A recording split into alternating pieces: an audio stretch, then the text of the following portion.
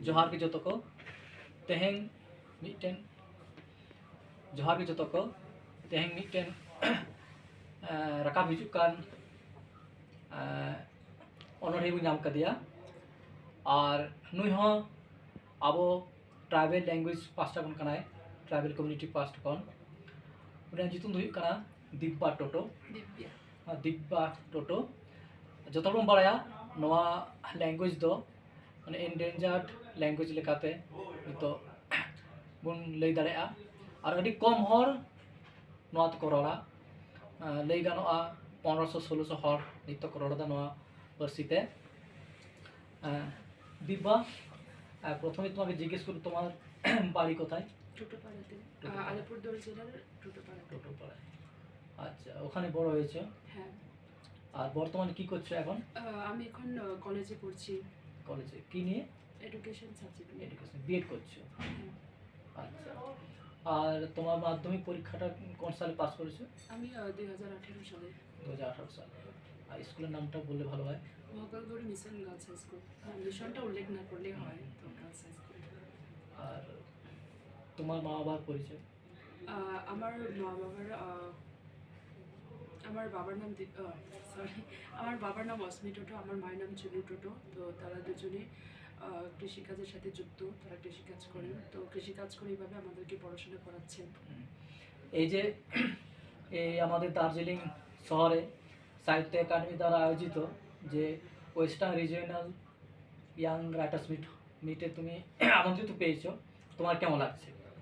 আমার অনেক ভালো লেগেছে কারণ আমি ছোটবেলা থেকে লিখেছিলাম মানে লেখার আগে আমি রাইটার্সদের ব্যাপারে এটা অনেক কিছু আমি ভাবতাম যে তারা এই জগতের মানুষ না বা তারা মানুষই না এই কথাগুলো আমার মধ্যে ছিল তো আমি আমার বাবাকে সবসময় ছোটবেলা থেকে জিজ্ঞাসা করতাম যে তারা কিভাবে লিখে তারা কি করে তো আমার বাবা বলেছেন যে তুমি কোনো একটা জিনিসকে দেখলে তো সেটার উপর তুমি ভাবো তারপরে তুমি লেখো তাহলে তুমি পারবে সেটাই বলেছি তো আমি লিখে রেখেছিলাম তারপর একদিন সত্যজিৎ দা তারপর আমার বন্ধুরা কলকাতায় যাচ্ছিলেন তো আমি বললাম যে তুমি এই কবিতা পাঠ করতে পারো কোনো একটু কিছু কাজ হয়ে যাবে তো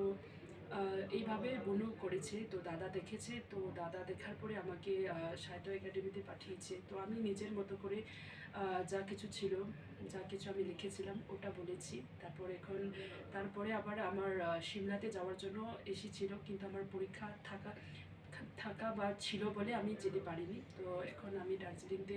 আসার জন্য সুযোগ পেয়েছি তো এসেছি আমার খুব ভালো লেগেছে এইভাবে আমি আরও নিজে থেকে বড়জনদের দেখে আরও শিখতে পারি যেন ভবিষ্যতে আমিও ভালোভাবে করতে পারি আর নিজের জাতির জন্য বা নিজের জাতিকে এগিয়ে নিয়ে যেতে পারি আচ্ছা তুমি মূলত কি লেখো কবিতা ছোট গল্প বলতে আমি এখনো শুরু করিনি কিন্তু আমি ডায়েরিতে লিখে রেখেছি নিজের অনুভূতিগুলো তো আমি সাধারণত যা কিছু দেখি ওগুলো নিয়ে ছোট ছোট একটু কবিতাগুলো লিখি আচ্ছা আর এই যে তুমি লেখালেখি শুরু করেছো এটা কবে থেকে এটা আমি ক্লাস 9 থেকে লিখেছিলাম প্রথম আজকে যেটা আমি বলেছি ওই কবিতা লিখেছিলাম কিন্তু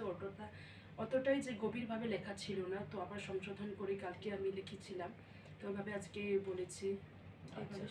এই যে লেখার জগতে তুমি এসছো এই লেখার জন্য কার কাছ থেকে বেশি তুমি ইন্সপায়ার্ড হয়েছো আমি ছোটবেলা জানি না অতটা আমি কার কাছ থেকে পেয়েছি কিন্তু আমি আমার মধ্যেই ছিল যে আমি যখন পড়তাম তো যারা লেখক তারা কি মানুষ এই কথাগুলো নিয়ে আমি চিন্তা করতাম তো আমার বাবা বলেছে লেখা ওরাও আমাদের মতো মানুষ তুমিও চাইলে সেটা লিখতে পারো সেইভাবে আমার শুরু হয়েছে আর আরেকটা আমি জানি যে তোমাদের সম্প্রদায়ের একজন যিনি লেখালেখি জগতে আছেন ধনীরাম টোটো তুমি ওনাকে চেনো হ্যাঁ উনি আমার পেশা আমার ওনার তো একটা উপন্যাসিকাও আছে মনে হয় আর একটু আগে যেটা যার নাম বললে সত্যজিৎ টোটো উনি কে হন উনি আমার বড় পিসির ছেলে আমার দাদা আর ওনার সম্পর্কে কিছু যদি বলার থাকে তিনি টোটো জাতির জন্য প্রথমে তিনি গান লিখেছিলেন ওইভাবে ছোট ছোট প্রোগ্রামগুলোতে তিনি অর্গানাইজ করে সেখানে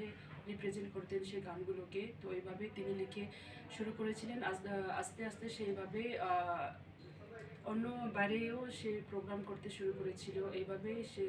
লেখা নিয়ে বাইরে পথটা দেখিয়েছে। হ্যাঁ দিব্যা, তুমি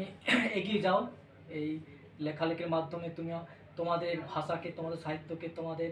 ট্রেডিশনকে, তোমাদের কালচারকে এগিয়ে নিয়ে যাও। আর তোমাদের যারা সমাজের যারা তরুণ প্রজন্ম আছে, তারাও যেন তোমাকে দেখে অনুপ্রাণিত হয়। আর তুমি পড়াশোনার ক্ষেত্রেও যেন সফল হও। আর তুমিও তোমাদের সমাজের জন্য কাজ করো, এই আশা রাখছি।